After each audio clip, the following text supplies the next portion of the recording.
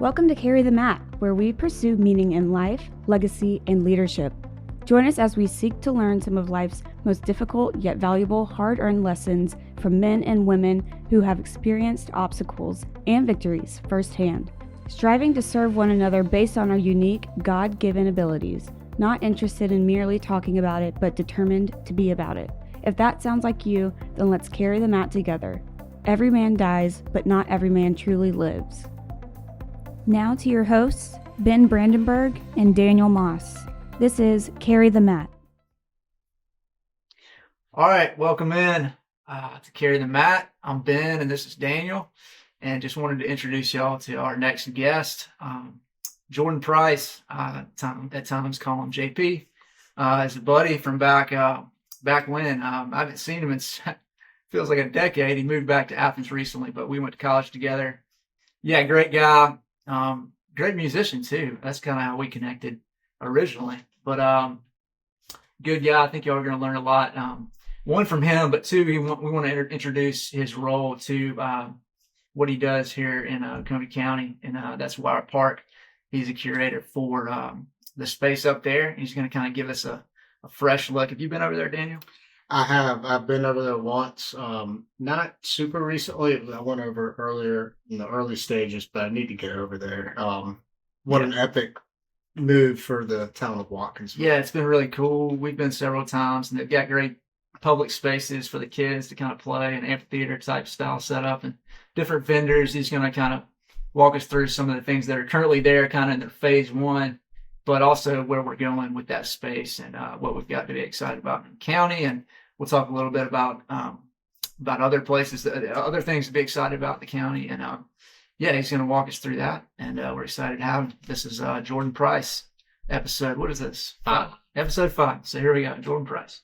All right, we're here with Jordan Price. Excited for y'all to hear from him today. And JP, welcome in, man. What's up, guys? Happy Mother's Day to those special women in your lives. Y'all as well. I know y'all just welcomed a daughter, right? We did. We have 3 under 4, so be praying for us. We started out with 2 boys, and they are rambunctious as it gets, and I love them. It's such a great honor to be a boy dad. And but I'm really stoked to have this little baby girl. I already look at her just so differently. She's my princess already, and it's really precious, really sweet. So I'm super thankful that I have an amazing wife, Francesca, and she's a fantastic mother. And so a lot of love to her today. Yeah, man. Well, I know what it feels like to have girls, man. Very fortunate to have girls. Grew up with brothers. Mobley had 3 brothers as well. This being one of them. This is Daniel. I don't think y'all met in person yet, but excited to get y'all together. And excited to get him out to Wire Park. But we'll talk a lot about Wire Park. But tell us a little bit about your journey getting you back to Athens. I guess kind of walk us through, your University of Georgia days and hometown. Just kind of a quick run through on what brought you back here to town. Yeah, Athens was always a really special place to us. I'm a 3rd generation Georgia Bulldog. Grandfather went there. My dad went there. And then I eventually went there. I transferred into Georgia in 2008. Started out at Young Harris College as a baseball player, playing junior college baseball, and finished up in Athens in 2011. Moved away for just a little bit. And ended up moving back to be a part of the Wesley Foundation. One of the big mysteries to me was like, how did I spend 4 years, nearly 4 years in Athens and not meet a woman to call my wife? And so I was excited to be back in Athens, and I actually did meet Francesca at the Wesley Foundation. We started dating, both ended up moving to Atlanta in 2012. And we got married in 2013. And so we lived for 8 years approximately 8 years in Atlanta. And then we actually spent almost 2 years in Park City, Utah. And then the Lord just opened the doors for us to come back to Athens. So here we are, and we're loving it. It's awesome. It's really special to be back in this amazing town and this amazing community. And so, yeah, happy to be back. Did y'all have any previous connections to Utah? Like, what the heck brought you out to Utah? That's so, random. Yes. Basically, I spent 10 years in ministry before I got into real estate and this development side of real estate. I worked for a big church in Atlanta called Passion City Church. Oh yeah, I Louis, led our Pastor youth Louis. ministry and college ministry there for a while. That's right. So did that for a pretty large season, about 6 years. And we had some family. My older brother and his wife and kids lived in Park City, Utah. And my parents would go out there for the summers. And basically, my brother was like, "Hey, our youth pastor position just opened, and I think that you should think about doing it." And I'm like, no chance. I'm not leaving Passion City Church. This is like my dream ministry job. But God was kind of just stirring some things in mine and Francesca's heart, really just to be a little bit more faith-filled. And so long story short, we go out there, we meet with the pastors, and God just starts doing some really interesting things. And we're like, man, I think that God is calling us to do this. So the first week of 2020, we had our little baby in hand. Our first newborn boy was in our hands, and we packed up. We said goodbye to everybody in Atlanta, and we moved out to Utah, really in faith, and went from a mega church to being in this more community church, and really wore a lot of different hats. And this being all throughout COVID, I'm leading worship, leading the youth ministry, leading community groups, preaching once or twice a month in the main room. And basically, we kind of just came to the point where we said, "Hey, this is a much longer conversation," but we said we feel like my season in full-time ministry is coming to a close. I'd also been helping my brother with some real estate stuff out in Park City, Utah, and just said, I feel like this is what I'm supposed to be doing, and vocationally at least. And so Francesca had the opportunity to work for C Spark Go here in Athens. And we said, let's go to Athens, and I'll see what God has for me here. So we moved back, and I just started putting out some feelers for work, and not really sure what I was going to do, but I was in the process of remodeling the house that I'm sitting in now. And it was then that two of my cousins, and then Derek Chitwood, who you guys had on the podcast a few weeks ago, introduced me to Duke Gibbs in October of 2021. And Duke and I hit it off, and I've been working with him since. Yeah, Derek's a great guy, and our conversation with him was good. If you haven't listened to that, go back and check it out. But we covered a lot of different subjects. But yeah, I remember that, and I also remember you at Georgia. We played some music together at Crossroads, and I forgot about the Wesley connection. Mm-hmm. I'm glad you kind of refreshed my memory on that. But your skill set being transferable from the ministry to now what you're doing with Wire Park. I mean, I probably didn't do a great job in the intro of telling folks what is Wire Park. If you will, just give us kind of the elevator pitch of what is Wire Park.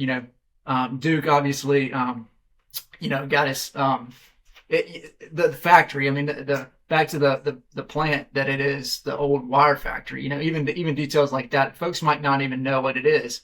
And when I describe it, I kind of say it's kind of like a Yeah. mini Ponce like model. But go ahead and just kind of run us through that if you don't mind. Yeah. Wire Park is such a unique project. It was a wire manufacturing plant for almost 50 years in Watkinsville, and really was the economic hub in Watkinsville that entire time. It really kind of changed Watkinsville from being just a kind of bedroom community full of just farmers to being like, hey, there's really good paying jobs here that are educated jobs and high paying jobs. And so that kind of really, that put Watkinsville on the map. And then the wire manufacturer moved locations and closed it down in 2011, and it really just sat vacant for basically a decade. And Duke was approached by a local realtor and said, "Hey, would you want to buy this?" And this is in 2019, and redevelop it. They knew that Duke was in redevelopment, and Duke was like, I'll give it a shot. And he knew that there was a lot of small business owners in Oconee County, and most of them were doing business, and their offices were in the Athens area. And he said, "Hey, I think there's an opportunity here for Watkinsville to have sort of a business hub, if you will." And so he bought it. He started kicking the tires, and he did what's called a design charrette. This was at the beginning of 2020, pre-COVID. And a design charrette is when you bring in people from the community, all the city council, you bring in city planners, architects, engineers, you bring in the county officials, and you basically lock yourselves in a room for 2 days, and you dream about what a project can be and what would serve the community best. And so they did that over 2 days, and everybody kept throwing out this theme of live, work, play. And it really caught hold, and they said, "Hey, what if this was more than just a business development? What if we actually had some retail in it as well? Maybe a few restaurants, a coffee shop, and then this is the largest tract of land." Industrial tract of land, commercial tract of land in Watkinsville proper, and is 66 acres. And so they said, there's plenty of room for us to put some apartments, some townhomes, and some single family homes on this property as well. And so all of a sudden, what went from being just a business park turned into this literally like a town hall, kind of like a little community that's just kind of sitting out there right on the edge of downtown Watkinsville. And so that was the beginning of 2020, January of 2020. Then COVID hit, and Duke really had no option at that point. He'd already gone all in, and he just said, "Hey, we're just going to start tearing this thing apart and rebuilding it." So now Wire Park, as it sits today, is approximately 50 different units. The original building, the factory part of the building, has been divided into a bunch of restaurants. We have about 13 restaurants, coffee shop, ice cream shop, a bunch of different retail stores. And there's still a lot of small businesses out there as well that are not retail. Like we have a commercial contractor, we have an architectural engineering firm, we have Budget Blinds and Inspire Closets. Golden Pantry gas stations chain has moved their headquarters out to Wire Park. So there's a lot of different types of small businesses that are out there, but yeah, that's kind of the overall gist. And over the next 2 years, we've just started on the residential. So we'll have 60 apartments, 21 townhomes, and then approximately 50 single family homes. So eventually we'll have about 500 employees on the property every day, and then close to 500 residents on the property as well. So really, really neat project. It's really the first mixed use development in Oconee County that was like a adaptive reuse. The building was already in existence, and then money was spent to improve it and turn it into a mixed use development. So that's kind of a little overview of the history of Wire Park, and then where it's kind of going over the next couple of years. That's really cool. What was the the theme that y'all came up with, and when y'all were trying to create the vision for it, like what kind of vetting process did y'all go through, and like what you want to bring in, who you want to bring in, like because y'all got some really cool stuff. I know you probably know Brock Tool. I know Brock real well. He's been involved out there with some things. Yes. It just seems like from the outsider looking in, for what y'all have brought in, variety, it's like y'all hit it right on the head. I mean, well, we can't take total credit for that. We partnered with a big leasing development company in Atlanta called Stafford Properties, and they have a local branch here in Athens. And so this group has worked with lots of different food halls and all kinds of mixed use developments in Atlanta. And you guys have been to Atlanta in the last 10 years. It seems like there's a mixed use development in every neighborhood. It almost seems like, with a brewery and with a little food hall. And it makes a ton of sense in Atlanta because people don't want to have to get in their cars, right? So the idea of like, hey, we want to go down the road and get dinner or grab a beer or hang out on the lawn in a safe place with our kids, that was really popularized in Atlanta. And so Stafford had been working with lots of developments like that. And so we said, hey, can you help us curate the right mix of tenants at Wire Park? And so they've done an amazing job bringing in a good mix of tenants, of retail, of restaurant. We knew that we wanted to have the brewery, and Brock Tool being part of that was, that's a huge part of the experience at Wire Park. It's the only brewery in the county. And so we feel very fortunate to have them at Wire Park. And, their mission is very similar to us. It's creating a family-friendly environment that the community can come to and feel safe and have a really amazing time. I think what separates y'all is just the fact that you've got public space. You've got the amphitheater area, you've got the lawn, which I think is really cool. And I think it's unique that, a mom can go get her nails done, or take the kids to the yard, the baseball joint, and then go grab a bite to eat. It's this campus almost, to where it's you've got other things going on. You know what I mean? It's all in one. I Yeah. mean. Yeah.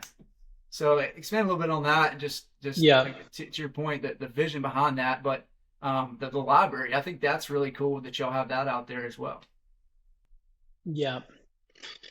Yeah, it's really pretty special to have a civic anchor right in the middle of your development. Is pretty significant. The library, we actually donated that building to the Athens Regional Library System. We knew that the Oconee County Library was going to be relocating, and we really simply just reached out to them and said, hey, we know that y'all are looking for a property. We think that we have a space that y'all would benefit from being in, and that we know that a lot of families and kids are going to be out here, and we think that it would be amazing for us to have you guys as well. So the library coming it's really, really a big deal. But you're right. The whole experience at Wire Park is everything's kind of built around the central part of the development, which is our amphitheater and then the lawn and the courtyard. And so it's kind of contained in.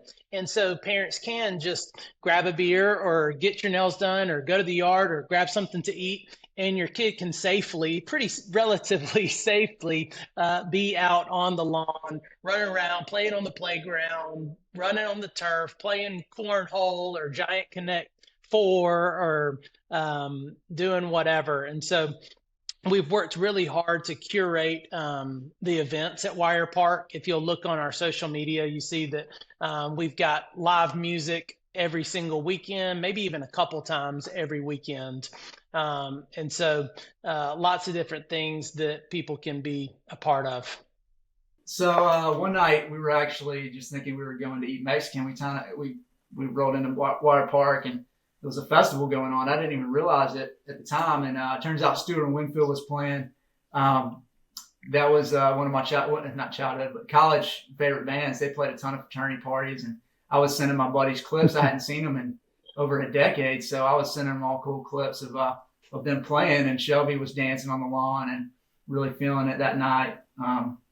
Noodling, as we call it. She looked like she was just wacky, waving, arm flailing, incredible tube man. Yeah. I love it. That was fun, but just to your point about that public space, talk a little bit about that, the lawn you've got, the amphitheater, maybe some of the musical acts that you've got booked, and what the philosophy is there, and how y'all are going to do that. From a demand standpoint, that's something that everybody's excited about. Yeah, a year ago, we didn't foresee Wire Park being such an event destination, but as we kind of have done some smaller events over the last year, we've realized, like, man, people want to come out to Wire Park for entertainment. And for Oconee County residents and Watkinsville residents in particular, for forever, they have driven into Athens for like 100% of their entertainment.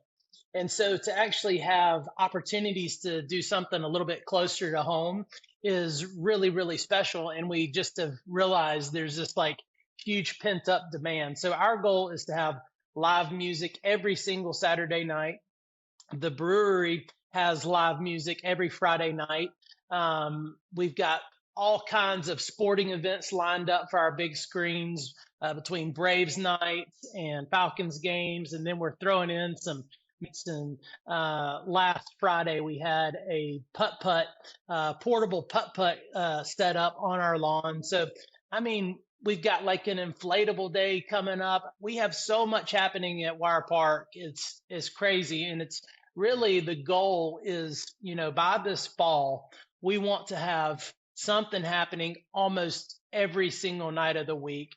At least 4 or 5 nights out of the week. We want things to be going on at Wire Park that the community can just, honestly, you don't even have to like look at our calendar. You just know that, hey, if I'm going out here, there's probably something cool going on. So we love how the community is receiving it, and it's blowing us away how many people are coming out for these events. You mentioned the Braves. Daniel's actually been approached as Spencer Strider, body double, and so the battery is a cool area. And you mentioned that lawn that outside of the stadium where they watch the games. That's a great parallel to Wire Park. And if you haven't been to Wire Park, that's kind of what to visualize. I mean, that's a great.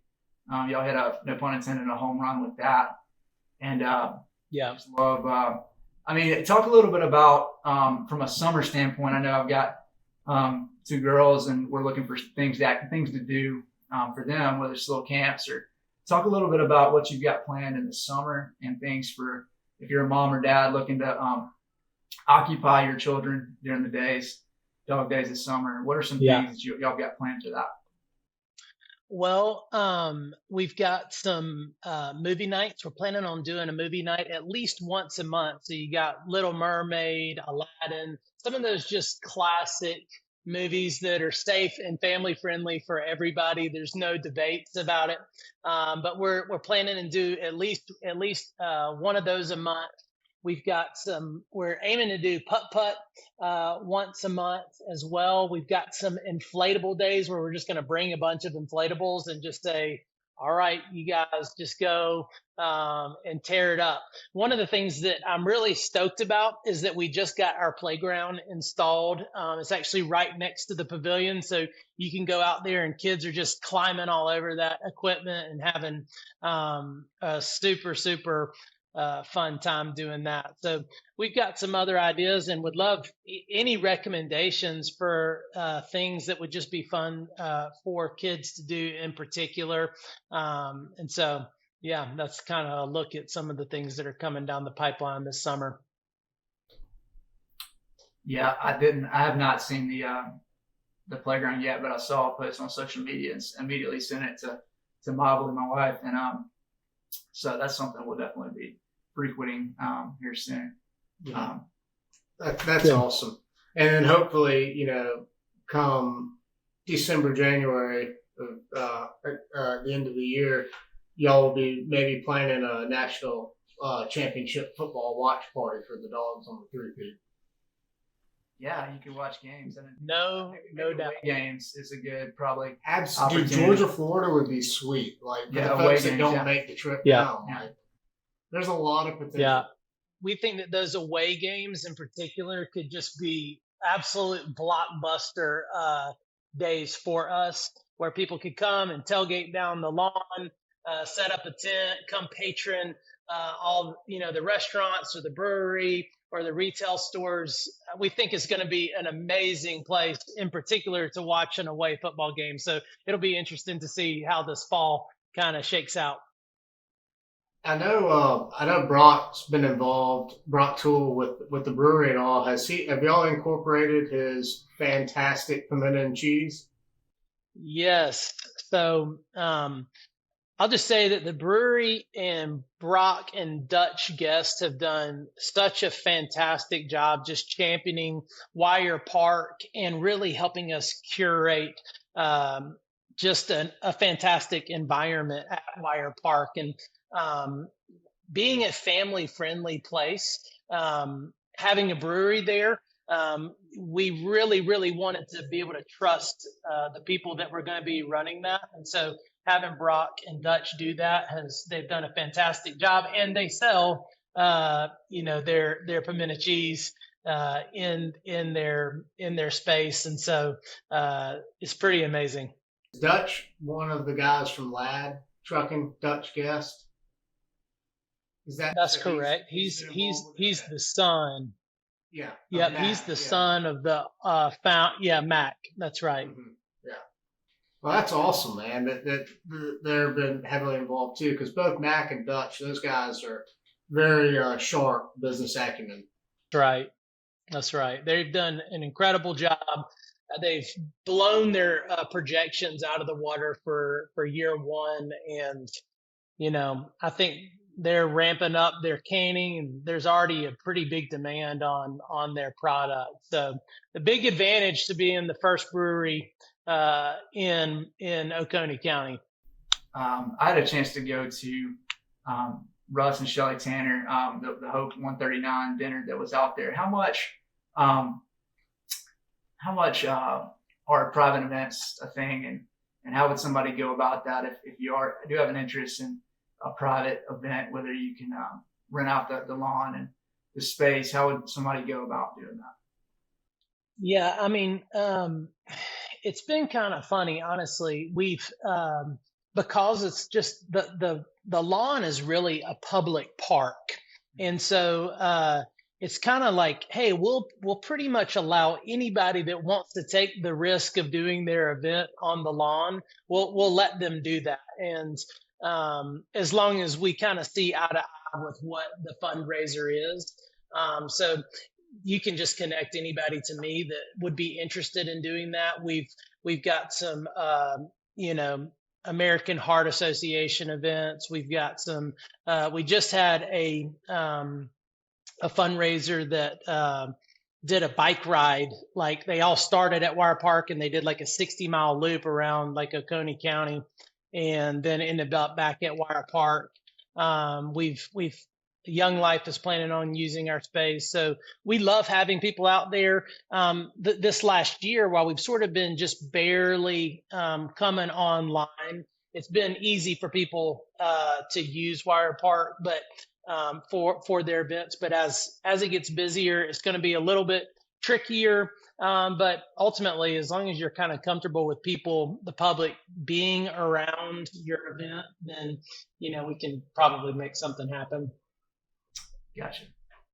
I feel like you're a guy that always has the drop on local knowledge as far as what's coming, what's next. Not only Wire Park, but is there anything you can give us about things that are coming? You can maybe tease our audience on things to get excited about in the future. Yeah.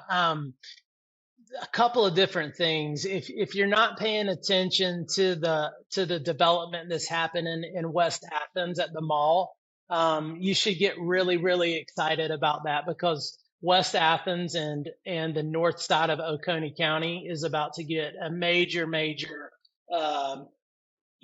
huge development. Where the old mall was, $700 million is what's being projected to be spent on that project, and they're going to include a lot of safe green space, a lot of residential out there, and then a ton of restaurant and retail. So I live pretty close to there, so we're particularly excited about that.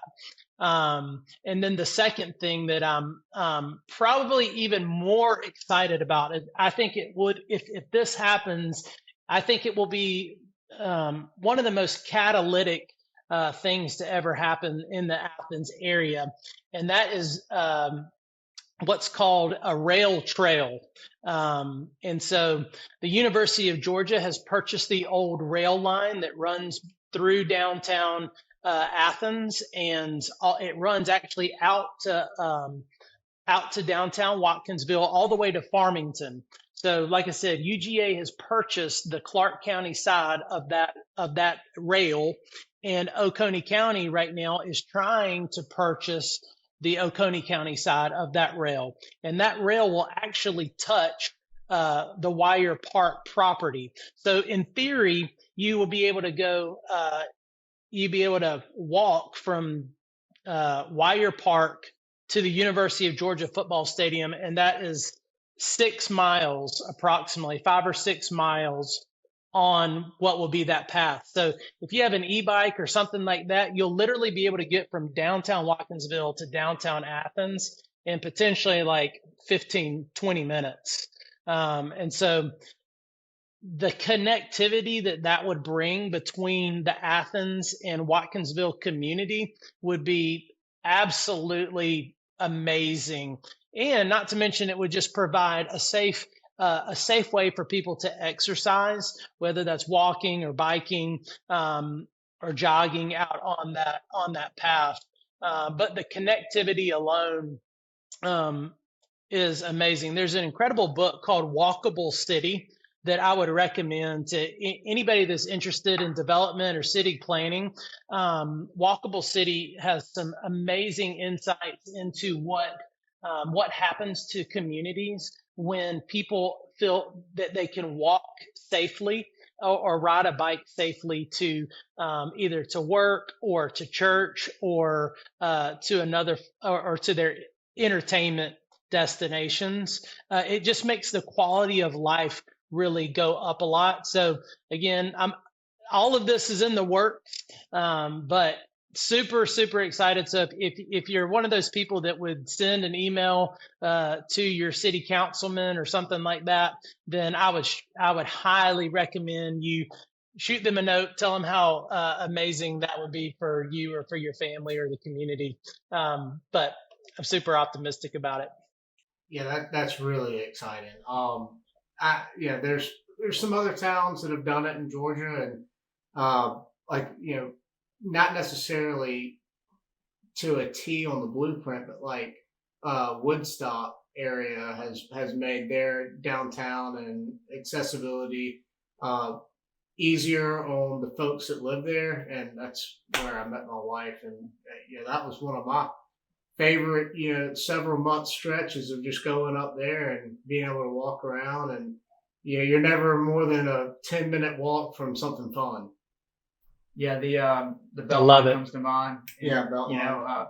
mentioning Ponce and the parallel to Wire Park and the philosophy of it being kind of a mini Ponce, that is definitely a tie to there. But the Augusta Canal, we're both from Augusta, and the canal there is more of a nature experience, but it's pretty cool, and they're connecting a lot of the North Augusta Greenway to that. To your point, the walkable city sounds like something, especially our generation. You mentioned the mall, how they're converting that with plans. I think there's a the malls are dying for a reason. I think the connectivity of people wanting to move back into town and kind of revitalize some areas. I think that is certainly a push of our generation. I mean, our generation, our age group that have kids now, and that's premium. If you look at real estate value and different areas that are thriving, I think there is a demand for that, and to make it more accessible. I know they're working on our road out front, Experiment Station, and there's going to have it's terrible while they're doing it, but I think it'll be a net positive once they finish it. It's going to have a bike lane and the sidewalk. Mars Hill, that was a mess when they were doing it, but now it's much more free flowing, and you'll be able to eventually go from here to Harris Shoals to downtown Watkinsville to Wire Park. I might need to test the range on this wheelchair if y'all get that rail trail figured out. 6 miles. I think I can make it 6 miles, but I might have to stop in Sanford Stadium for a charge. Yeah. But that's exciting, man. So cool.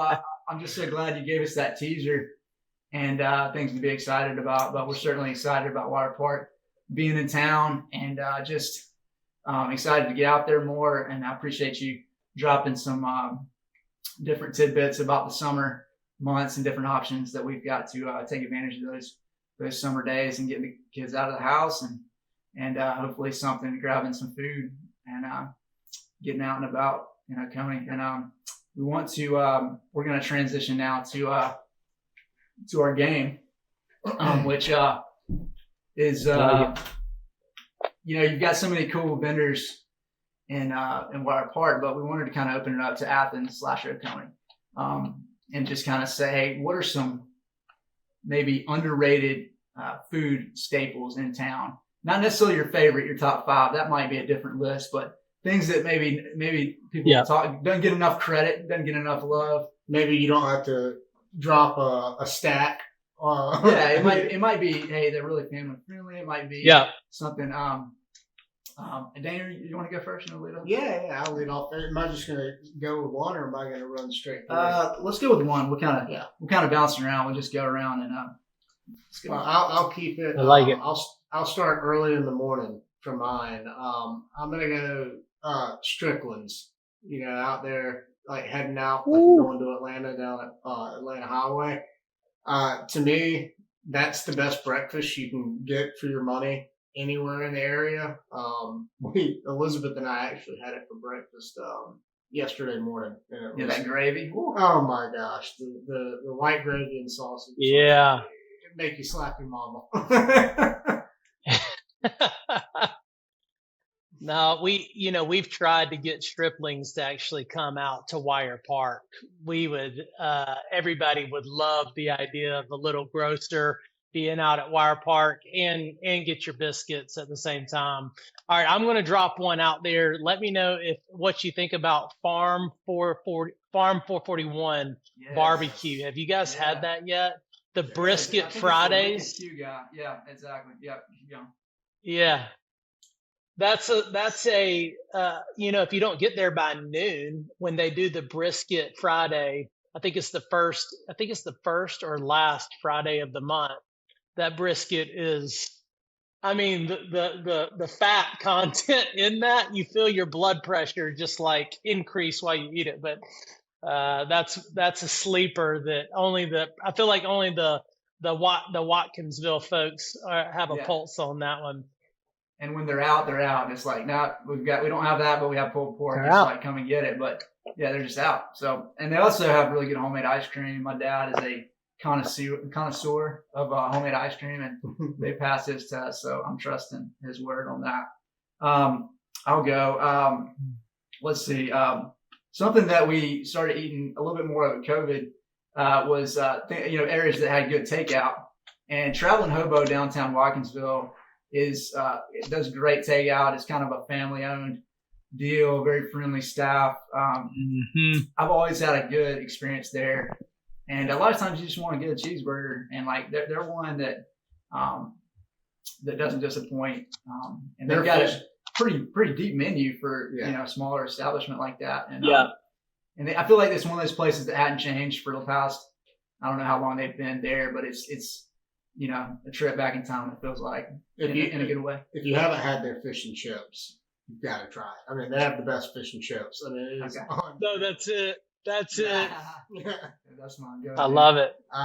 So next one, this one's a bit of just a layup. It's super cheap, but it's also really good, and I feel like it's been around for 100 years. But Taco Stand, you can find my personal favorites, the one on the corner of Prince Avenue.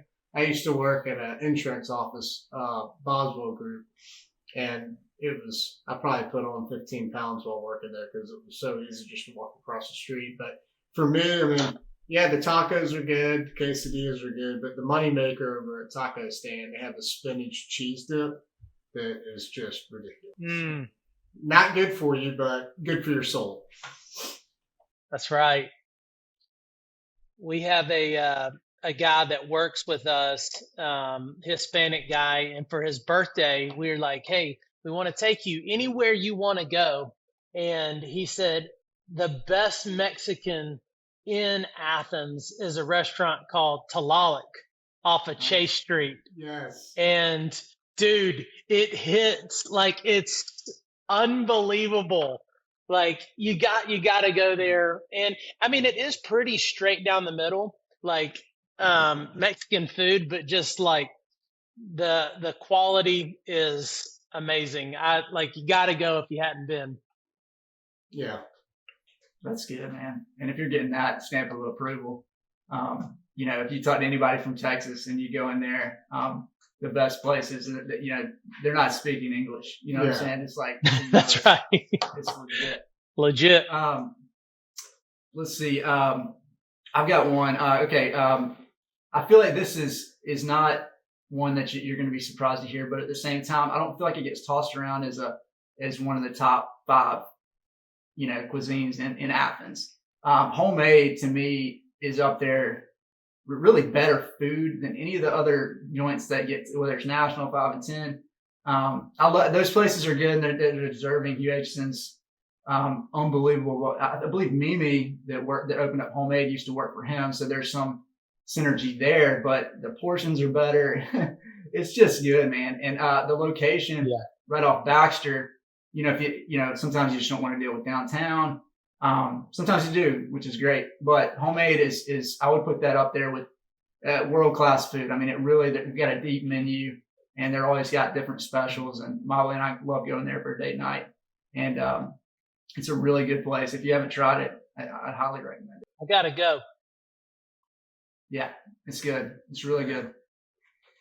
I think for me, the next one would be this one is another no frills type place. It's just it is what it is. But if you're ever in the mood for like just a cold beer and a hot dog, make your way over to Prince Avenue and go to High Low Lounge.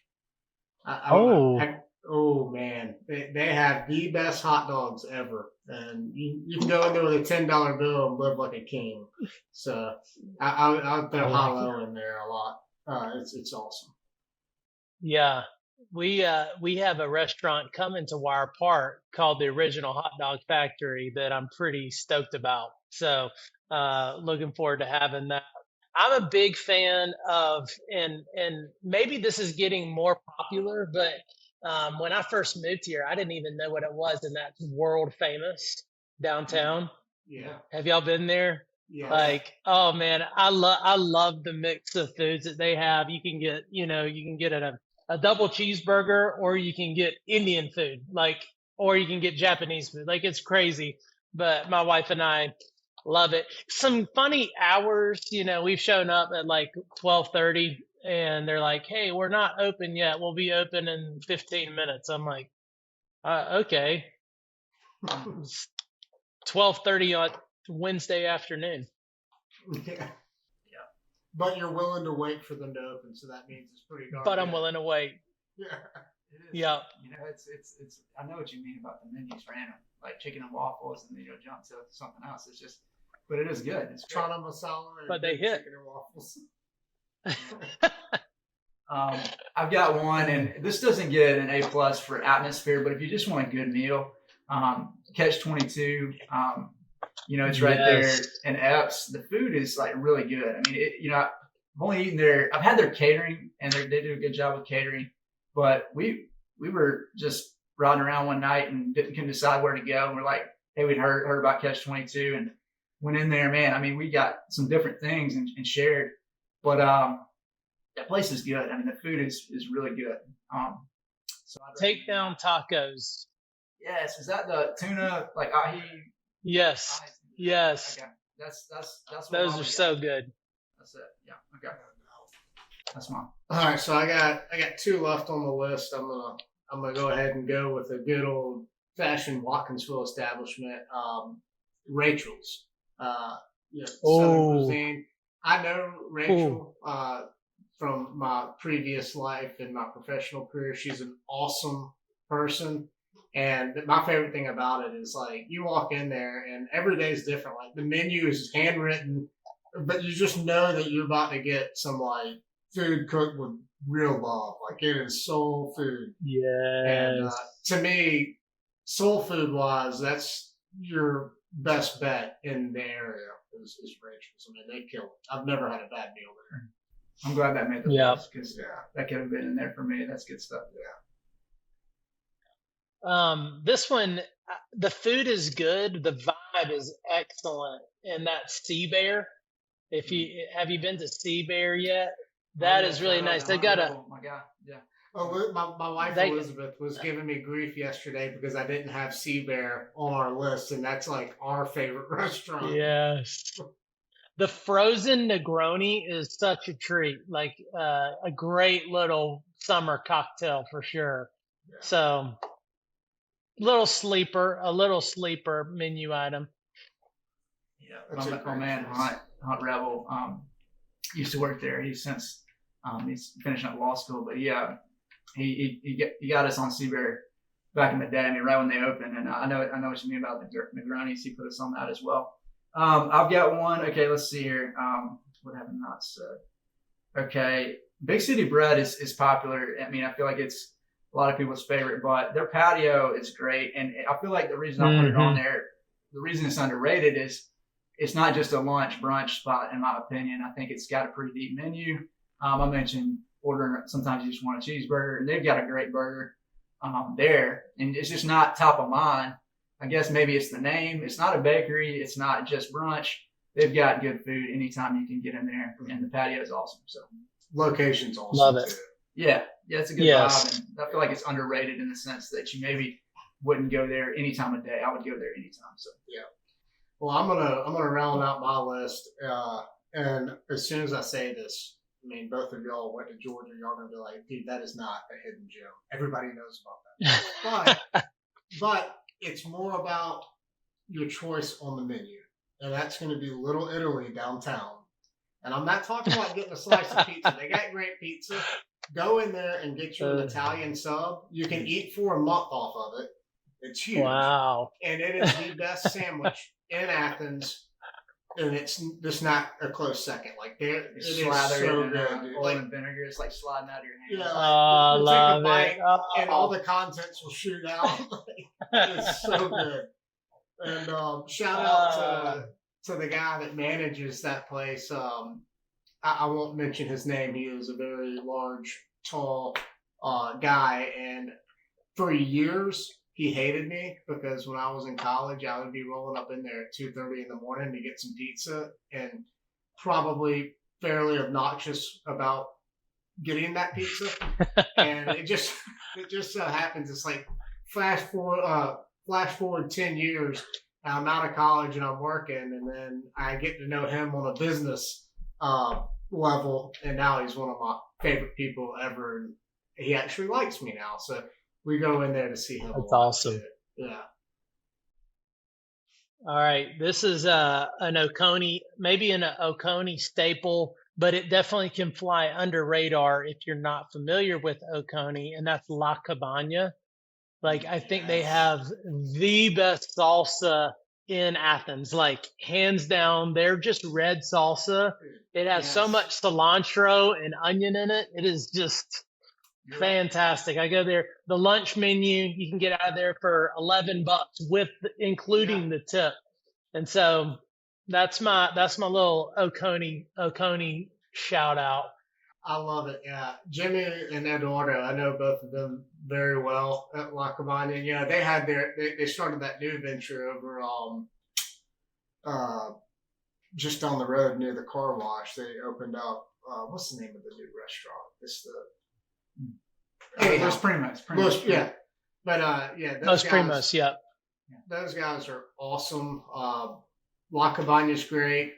And for folks listening, like, if you need any more reason to go there, they're just really good people too. Like, Jimmy and Eduardo are awesome.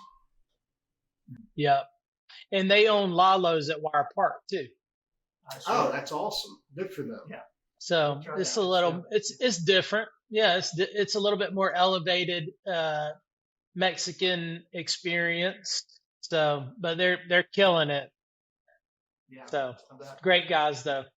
Yeah, I'm glad you brought that up, that there's the same ownership.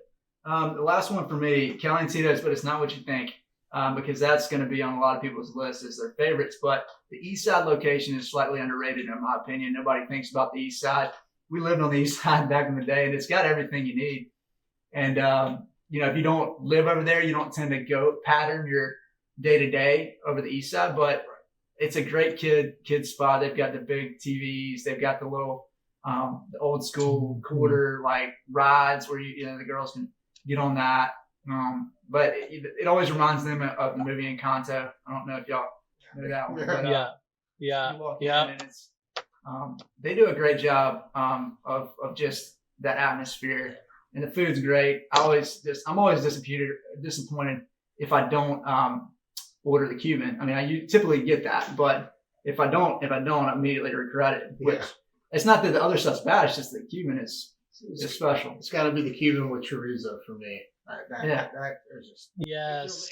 And to your point, like you hit the nail on the head about the vibe there for children. Like as soon as you open the doors at the East Side, it's like an ongoing fiesta. Like it's just on repeat. Yes, it's a great option for families. And we've talked a lot of this conversation centered around things to do with the family. So hopefully that's kind of a something you don't think about. Yeah. And their sangria is fire. Like I know Elizabeth and my sister, your wife Mobley, they go there. I think they go just for the sangria sometimes. I mean, it's just that good. I love it. When I walk out, I love the wings. Oh yeah. Have you guys had the wings at Calientitos? They're kind of underrated. Like nobody thinks about getting the wings at a Cuban restaurant, but those hit for me. My office is right by a track, and when we walk out, the other one, the location is just, you smell it from a mile away. If the wind's right, it's just hitting you right in the face. So it's a temptation every time you leave work. But man, this was fun to kick it around and talk about that stuff. But even more importantly, I just enjoyed talking about Wire Park and what y'all are doing for the community. Yeah. But I think we've had a good discussion about different options for families, and we just appreciate you coming on and sharing, enlightening us, and sharing those little tidbits you mentioned that of things to get excited about the area, the different options that we have, and I enjoyed it. I enjoyed talking with you today, JP. Yeah, man, appreciate it, dude. Yeah, thank you guys. Thanks for hanging in there with us. Yeah. Yeah, we made it. All right, it's nice meeting you, man. Yeah. What's up, y'all? This is Daniel with Carry the Mat podcast. I hope y'all enjoyed our episode this week with Jordan Price. Y'all please remember to follow us on Spotify, YouTube, and Apple Podcasts, Instagram as well, at Carry the Mat. And we look forward to getting back with y'all again on our next episode. So we'll see y'all soon. Thanks.